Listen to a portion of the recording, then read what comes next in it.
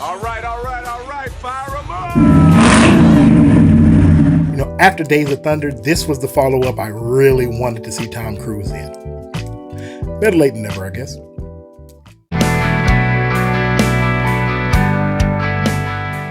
Summer blockbusters don't need to be very complicated. Sometimes all it takes is a very simple plot and a well-told story, and believe me, you can get movie magic. And with F1, we got way more movie magic than even I thought we were going to get.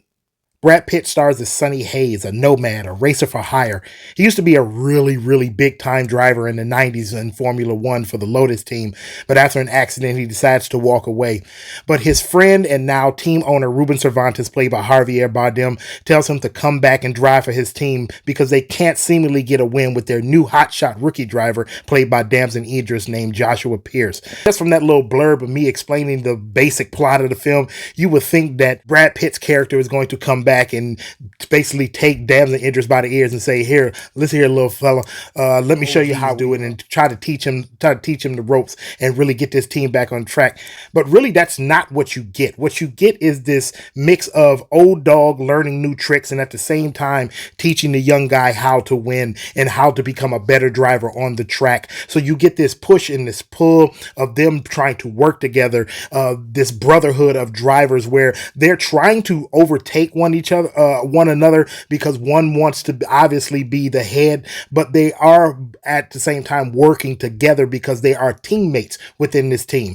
So there's this real good, deep emotional pull of watching them push each other and go forward. Think of this as a more serious and more down to earth and a whole lot more dramatic telling of Talladega Nights. This is a really good story that gives you a hell of a lot more emotional pull than even I thought you were going to get.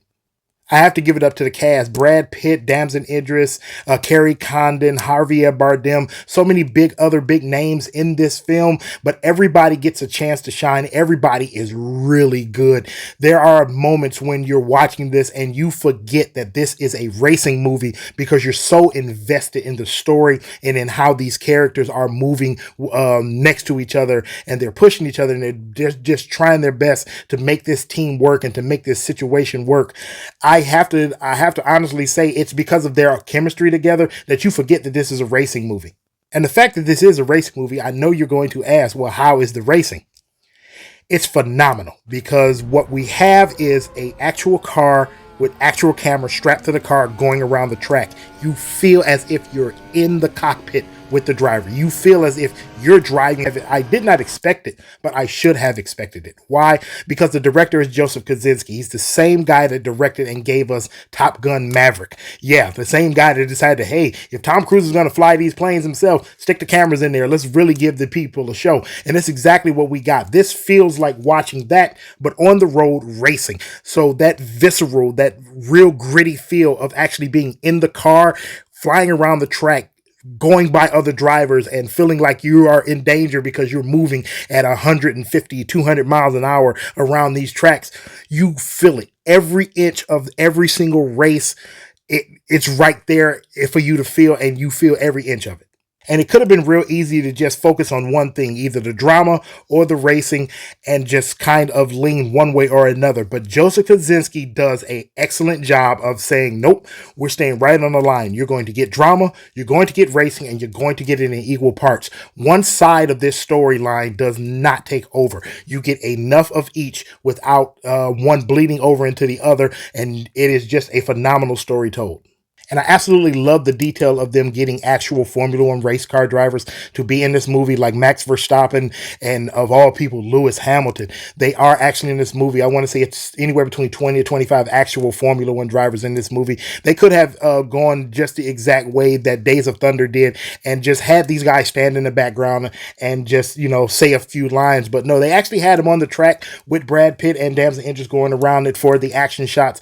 And I absolutely love that. The fact that they did that, that is a detail that probably only Joseph Kosinski probably would have thought of, especially after working with Tom Cruise in Maverick. The heart of this movie really is Brad Pitt. He's basically gone into his OG mode at this point in time. You can just tell by how he talks. I don't know when the switch over was. He went from the young cool guy to the old cool guy, but that switch over has happened. He's in his old cool guy era. There's a magnetism to him now within this, especially within this film, where whenever he's on screen, it's always been this way with his career, but whenever he's on screen, your eye is automatically drawn to him, and as soon as he starts talking, you're pulled into it. But within his old cool guy era, he now knows how to pull you in, but then back you off so that everybody else within the scene also gets a chance to shine. That right there is just some OG movie charisma that we really don't see. And I hope going forward we get to see more of that, not just from him, but within movies out of Hollywood. All in all, this is some souped up, vintage, just charismatic and very story driven film that we really have not seen in a very, very long time. This is definitely going to be one of my absolute favorite films of the year. I was expecting very little out of this movie. I was expecting just a couple of cool races and just a tad bit of story, but we got so much more. If you get to the award season next year and they start talking about movies, not that I particularly care about awards, but if we do, and Brad Pitt gets nominated for Best Lead Actor, or this film gets nominated for anything, it will be well deserved. That's how good this movie is. Overall, this is an 8 out of 10. If you have not sat down and watched F1, I don't think it's left theaters yet. Last I checked, it was at $520 million. It has more than doubled its budget of $200 million. Whatever happens, if you get a chance, if it's still in the theater around where you're at, go to the theater and see it. I saw it in IMAX.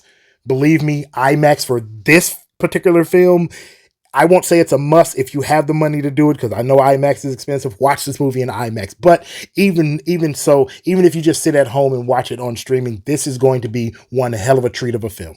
But those are just my thoughts. I want to know what you think of the film if you've seen it. And matter of fact, get down in the comments and let me know what's your favorite racing film. But for me, it is Days of Thunder. Days of Thunder was one of the first racing films I actually ever got to see. But this might actually, after a while, this might actually take the place. F1 is that good of a damn film. That's it for now. I'll catch you in the next video. So God bless. I love you and peace. See you next time.